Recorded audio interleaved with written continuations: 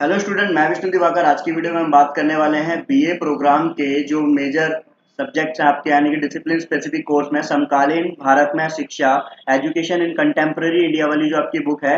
तो यहाँ जैसे मैंने आपको बताया था कि आपका जो नेक्स्ट एग्जाम है वो आपका इसका ही होना है। और अभी तक आपने जो है सारी यूनिट्स की वीडियोस नहीं देखी हैं, यानी कि मैंने आपको ऑलरेडी सारी यूनिट्स की वीडियोस ऑलरेडी मैंने आपको अपलोड कर दी है। पर अब भी कुछ ऐसे स्टूडेंट हैं जिन्होंने अभी तक कुछ नहीं पढ़ा है और वो अपने नेक्स्ट एग्जाम को लेकर बहुत ज़्यादा वरी हैं। तो आप बिल्कुल चिंता मत कीजिए। और आपको मैं बता देता हूँ कि जैसे कि अभी हमने बोला था ना कि लास्ट जो हमने वीडियो बनाई है तो सारे स्टूडेंट्स ने बहुत उस पर प्यार दिखाया और ये भी कहा कि सर 90% एग्जाम आपका उसी में से जो है हमको देखने को मिला है।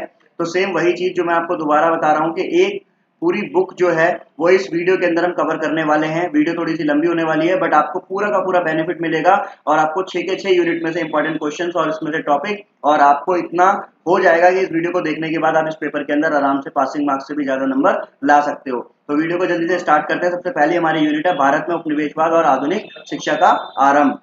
तो देखिए, वीडियो स्टार्ट करने से पहले मैं आपको सबसे पहले बता देता हूँ, इसके अंदर हम आधुनिक शिक्षा प्रणाली में मेकाले के विवरण और वुड का आदेश पत्र और टैगोर और गांधी के माई स्कूल ऑफ टैगोर और गांधी जी की नई तालीम, सिर्फ ये चीजें हम लोग पढ़ेंगे। ये आपके शॉर्ट में भी मिल सकती है आपको और एक आपका लॉन्ग क्वेश्चन भी आपको देखने को मिल सकता है। तो पहले हम ये जान लेते हैं कि इसके अंदर यहाँ पर ये आधुनिक शिक्षा प्रणाली के अंदर उन्होंने क्या क्या चीजें बोली गई है।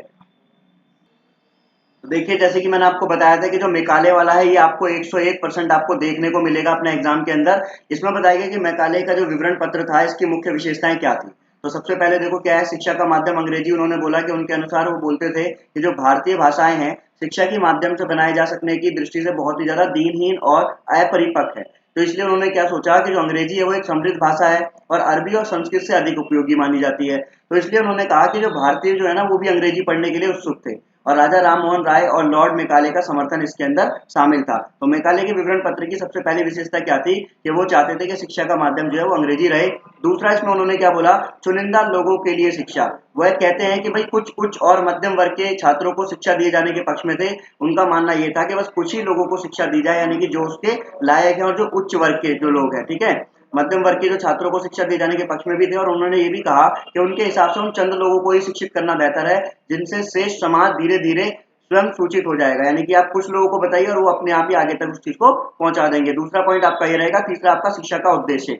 शिक्षा का उद्देश्य क्या था, उन्होंने बोला मेघालय का मुख्य उद्देश्य है शिक्षा के अंग्रेजी माध्यम के द्वारा अंग्रेजी शिक्षा का प्रसार किया जाए। उनका कहना यह था कि ये इंग्लैंड का कर्तव्य था कि हम भारतीयों को सिखाएं कि उनके स्वास्थ्य के लिए क्या अच्छा है, बजाय कि उनके स्वाद के लिए क्या उपयुक्त है। तो वो क्या कहते हैं कि उनके स्वास्थ्य के लिए क्या अच्छा है ये चीज उनको ज्यादा बताई जानी चाहिए, बल्कि इसके कि उनके स्वाद के लिए क्या अच्छा है। तो मेकाले का शिक्षा उद्देश्य ये कहता है। तो आप कहने का मतलब ये है कि तो मेकाले वाला आपको बिल्कुल अच्छी तरीके से पढ़ लेना है। उसके बाद में आपका मैंने आपको बताया ना कि वुड वुड का आदेश पत्र, तो ये भी आपको देखना है कि 1853 में ईस्ट इंडिया कंपनी के चार्टर नवीनीकरण के द्वारा जिसके अंतर्गत एक शैक्षिक नीति को परिभाषित करने की आवश्यकता महसूस हुई और बाद में चार्ल्स वुड की अध्यक्षता के अंदर एक समिति का गठन भी किया गया जिसको वुड का आदेश पत्र कहा गया। अब इस पत्र की कुछ सिफारिशें थी। इस सिफारिश में क्या बोला गया, इस सिफारिश में बोला गया था कि भाई इसके अंदर बताया गया कि इस आदेश पत्र ने इस बात को स्पष्ट कर दिया कि सरकार की जिम्मेदारी है कि वह जनता को शिक्षा प्रदान करे।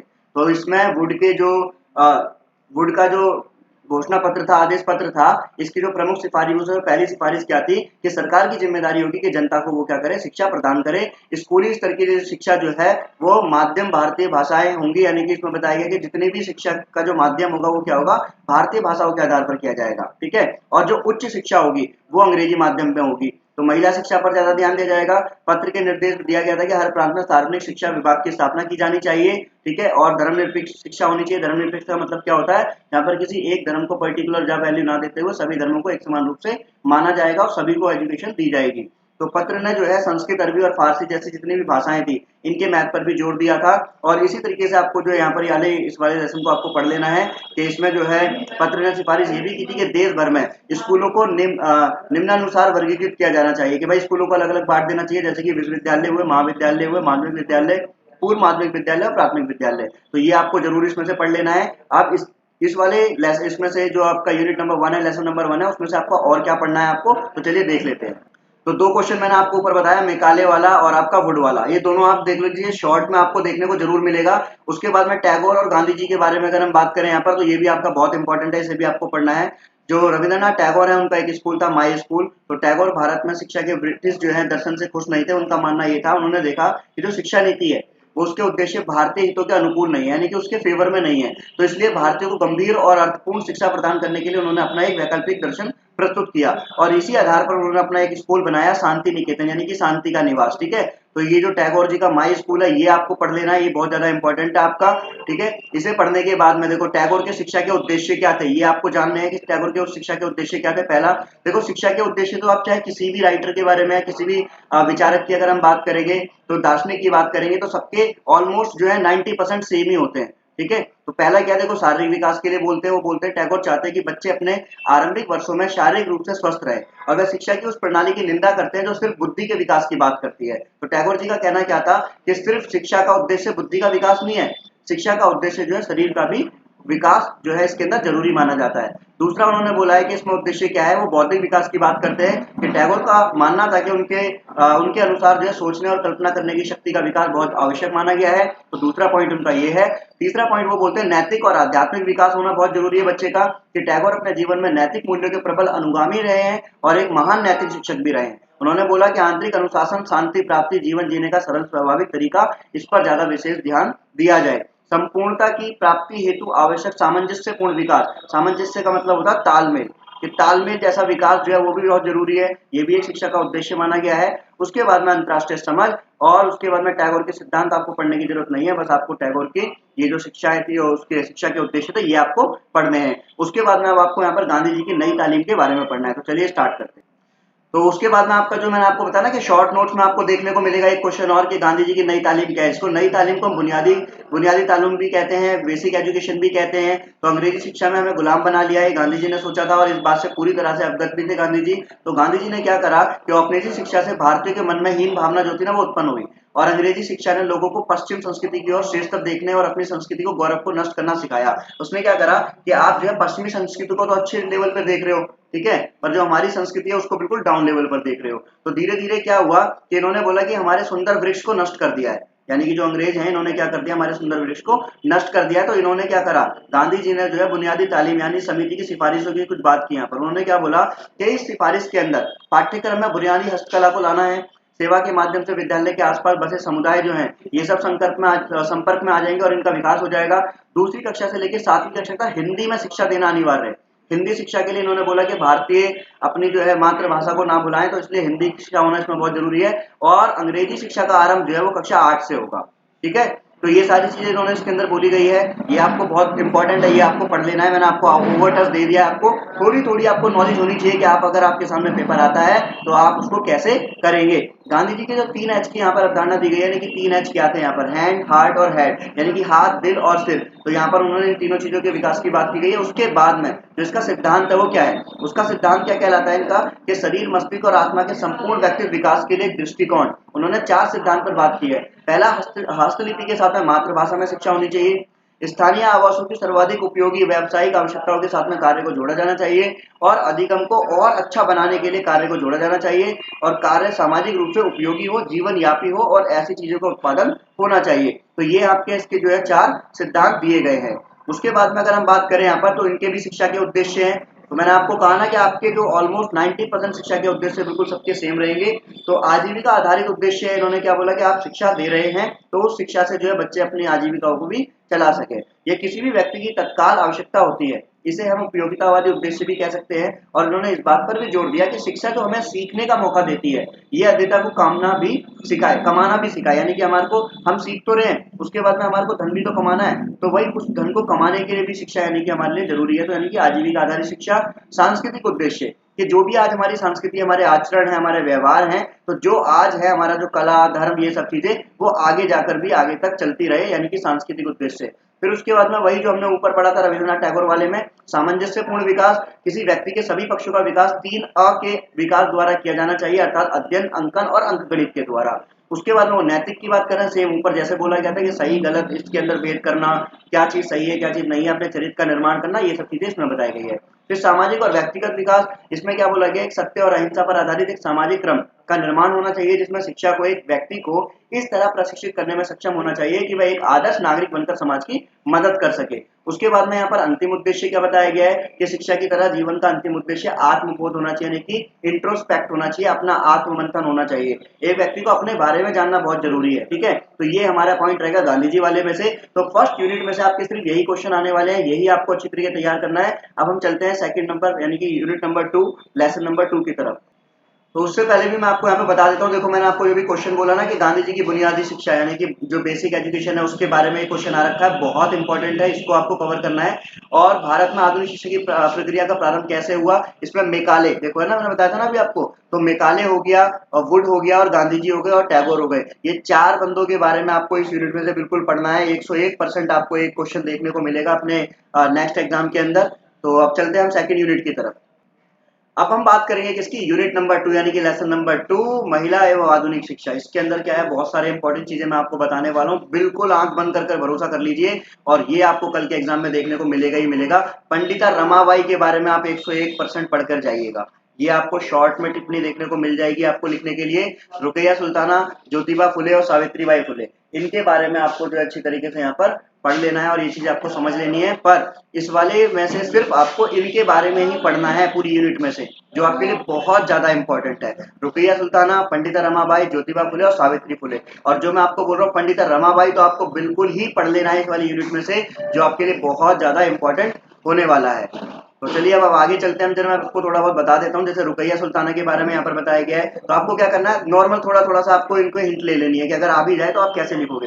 तो देखो औपनिवेशिक भारत में महिलाओं की स्वतंत्रता के इतिहास में जो बेगम रुकैया है, इनकी छवि जो है ना वो ध्रुव तारे की तरह रही है, जिन्होंने हमेशा अपनी जाति का मार्ग प्रदर्शित किया और रुकैया ने मुस्लिम महिलाओं को शिक्षा के क्षेत्र तक पहुंचाने में कोई कसर नहीं छोड़ी है। ठीक है, तो उनकी जो जीवन रेखा यहाँ पर रही है कि वो कब तक जीवित रही है, कहाँ पर रही है, कैसा परिवार था, ये सब आप थोड़ा बहुत पढ़ लीजिएगा। उसके बाद में इनका जो इनके लक्ष्य और उद्देश्य थे वो क्या थे। इनका मानना ये था कि शिक्षा का उद्देश्य मात्र डिग्री प्राप्त करना नहीं होना चाहिए, नौकरी लेना नहीं होता है। उनका मानना ये था कि शिक्षा का अर्थ है कि मनुष्य के संपूर्ण शारीरिक, मानसिक और नैतिक विकास हो। ठीक है, शिक्षा को बच्चों के तन और मन को विकसित करना हो। ठीक है, बहुत अच्छी बातें इन्होंने बोली है। शिक्षा का जीवन को तैयार, संपूर्ण रूप से जीवन जीने का माध्यम होना चाहिए, जीवन को तैयार नहीं यानी कि संपूर्ण रूप से जीवन का माध्यम माना चाहिए। ठीक है, तो ये सारी चीजें इसके अंदर आती है हमारी रुकैया वाले में।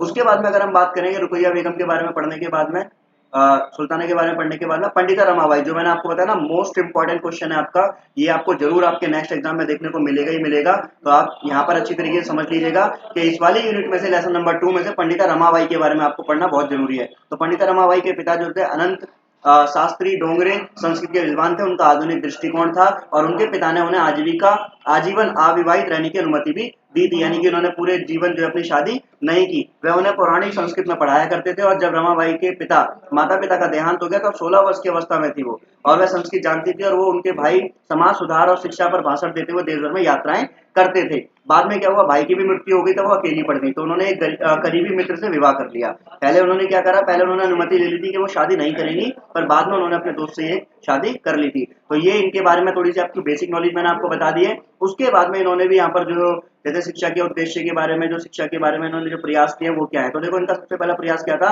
कि रमाबाई स्त्रियों के अधिकार के लिए लड़ी। उन्होंने बाल विवाह का विरोध किया, स्त्रियों की शिक्षा को बढ़ावा दिया और 1881 में रमाबाई महिलाओं की आर्थिक स्थिति हेतु पुणे में आर्य महिला समाज की स्थापना भी कर आई थी। तो ये सब चीजें आप इनके बारे में पढ़ेंगे, ये क्वेश्चन आपका बहुत ज्यादा इंपॉर्टेंट है।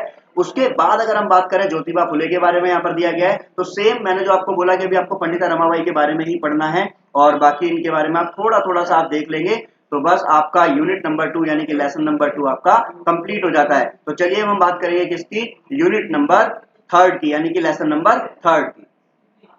देखिए यूनिवर्सिटी के जो क्वेश्चन है ना उसमें भी देखो पंडिता रमाबाई, तो पंडिता रमाबाई इनके बारे में बहुत ज्यादा मैं आपको बता रहा हूँ कि आप फिर दोबारा बोल रहा हूँ आपको, इसको आप 101% करके जाइएगा इस वाले लेसन में से, और फिर आकर जरूर बताइएगा कि क्वेश्चन आपको देखने को मिला या नहीं मिला।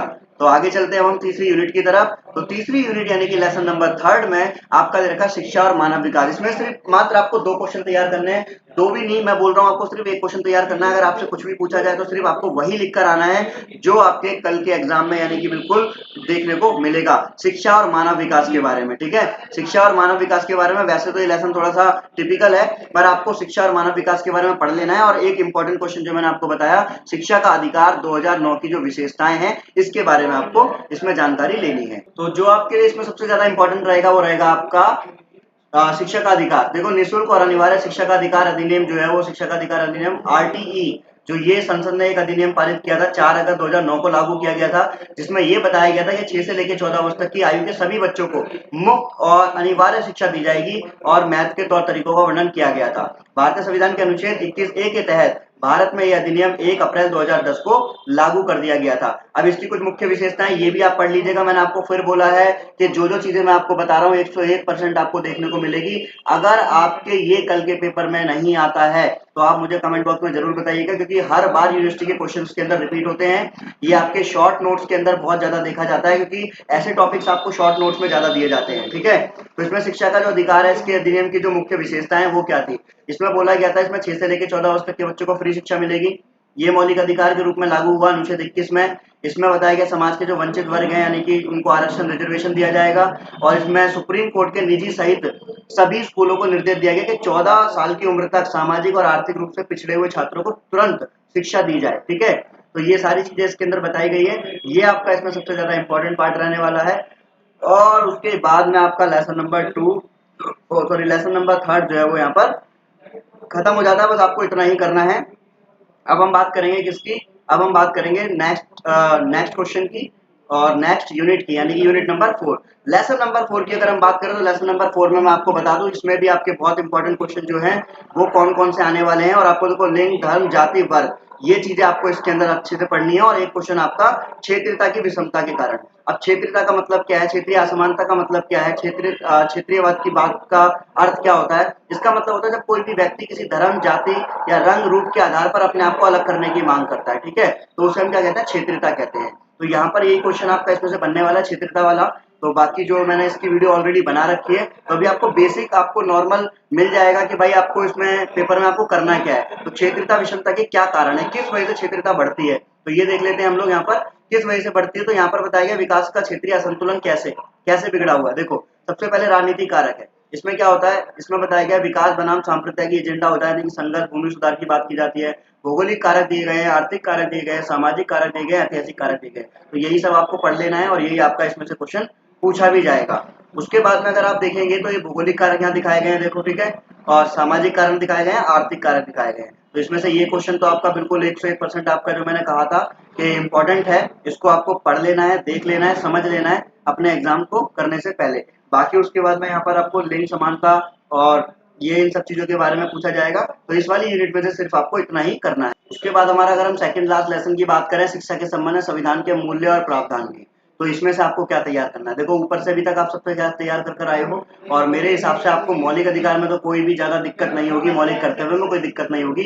तो इस वाले लेसन में मैं आपको कुछ ज्यादा नहीं बता रहा हूँ, आपको सिर्फ मौलिक कर्तव्य और मौलिक अधिकार के बारे में थोड़ा सा समझ लेना है। और भारत में शिक्षा पर संवैधानिक प्रावधान क्या क्या दिए गए हैं वो सब चीजें आपको देख लेने हैं। उसके बाद में आपको इस यूनिट में से और कुछ भी नहीं पढ़ना होगा, सिर्फ आपको थोड़ा बहुत इस यूनिट का हल्का हल्का सा आउटर्स लेना है, जिससे कि आप अपने पेपर में थोड़ा बहुत लिख सको। ठीक है, उसके बाद अगर हम देखें यहाँ पर तो देखो मैंने आपको मैं पहले क्लियर कर ही देता हूँ इसमें से कि अगर कहीं आपको फिर आगे दिक्कत हो। संवैधानिक मूल्य में कौन कौन सी चीजें दिखाई गई हैं, तो ये आपके लिए बहुत इंपॉर्टेंट है। देखो संविधान में प्रतिस्थापित मूल्य जो है मूल रूप से बताया गया कि प्रावधानों और अनुच्छेदों में परिलक्षित दिए गए हैं। अब इसके अंदर कुछ पॉइंट दिए गए हैं वो आपको यहाँ पर समझने हैं, कौन कौन से पॉइंट दिए गए हैं। देखो ये पॉइंट मैं दिखाता हूँ। पहला संप्रभुता। संप्रभुता का अर्थ क्या होता है, राजनीतिक स्वतंत्रता, यानी कि इसका अर्थ है कि भारत और आंतरिक और बाहरी रूप से क्या है, संप्रभु है ना। आंतरिक तौर पर शक्तिशाली है, बाहरी तौर पर भी किसी विदेश शक्ति के नियंत्रण से मुक्त है। तो ये सारी चीजें इसके अंदर बताई गई है। उसके बाद अगर हम बात करें दूसरा पॉइंट क्या है हमारा, समाजवाद है। समाजवाद का मतलब क्या होता है, यानी कि संपूर्ण समाज के भले के लिए जिसमें बात की जा रही है। धर्मनिरपेक्षता का अर्थ क्या होता है, जहाँ पर सभी धर्मों को एक समान रूप से माना जाता है, बाकी किसी धर्मों को अलग तरीके से नहीं ट्रीट किया जाता, सभी धर्मों को एक तरीके से ट्रीट किया जाता है। लोकतांत्रिक गणराज्य और न्याय, तो इस तरीके से आपको ये समानता, समता, ये सब पॉइंट्स मिलेंगे और आराम से ये पॉइंट्स आप डिस्क्राइब कर सकते हैं और यही आपको बस इस पेपर में देखने को मिल सकता है। उसके बाद हम लास्ट यूनिट की तरफ चलते हैं और उसके बाद में आपका ये एग्जाम पूरा अच्छा होने वाला है, गारंटीड। आपको सारे के सारे क्वेश्चन देखने को मिलेंगे पेपर के अंदर। लास्ट हमारी यूनिट है यूनिट नंबर 6, यानी कि हमारा 6th लेसन जो है इसके अंदर शिक्षा और आरटीई के बारे में जो भी है, राइट टू एजुकेशन। तो यहाँ से आपके क्वेश्चन बनने की संभावना है पर ज्यादा इतनी नहीं है। तो आपको सबसे पहले यहाँ पर इस वाले यूनिट में से आपको क्या करना है, पंचायती राज व्यवस्था का जो त्रिस्तरीय जो व्यवस्था है इसके बारे में आपको यहाँ पर पढ़ना है और संघ में विधायी शक्ति के बारे में थोड़ा सा पढ़ना है। बाकी आपका जो ऊपर मैंने आपको बताया उसमें से आपको 5 क्वेश्चन देखने को मिलेंगे, जिससे कि आप अपना पेपर पूरा अच्छी तरीके से कर पाएंगे। और आई होप आपको सारी की सारी चीजें समझ में आ गई होगी। बस आपको हल्का हल्का सा आउटकट लेना है और उसके बाद में ये आपकी पूरी वीडियो यहाँ पर मैं खत्म कर देता हूँ। पहले आपको मैं ये समझा देता हूँ जो संघ सूची, राज्य सूची, संवर्ती सूची क्या है, इसके बारे में अगर कुछ पूछा गया तो संघ सूची क्या है, यानी कि जिसपे सारे के सारे फैसले जो है संघ यानी कि केंद्र के होते हैं, ठीक है। और अगर हम बात करें राज्य सूची का मतलब क्या है, जिसमें सारे फैसले राज्य के होते हैं। संवर्ती सूची क्या है, जिसमें कि दोनों के फैसले लिए जाते हैं, ठीक है। अब इसमें कुछ इसमें कौन कौन से वो दिए गए हैं कि संघ सूची में क्या आता है, संवर्ती सूची में क्या आता है, वो सब चीजें आपने पहले भी ऑलरेडी पढ़ा होगा। तो बाकी आपको और टेंशन लेने की जरूरत नहीं है, बस आपको आज की वीडियो के अंदर इतना ही था। तो नेक्स्ट एग्जाम के लिए all the best, good luck, best of luck, do your best and forget your rest. और आई होप कि आपने जैसे कि लास्ट अभी पॉलिटिकल साइंस और इंग्लिश के एग्जाम के अंदर अभी जितनी तरीके से धुआं उठाया, उसी तरीके से आपको इस एग्जाम के अंदर भी पूरे अच्छे नंबर मिलने की संभावना बनी रहेगी। और आपको ये वीडियो बहुत ज़्यादा बेनिफिशियल लगे, हेल्पफुल लगे, तो आप मुझे जरूर कमेंट बॉक्स के अंदर थैंक्स करके जाइएगा। Thanks for watching.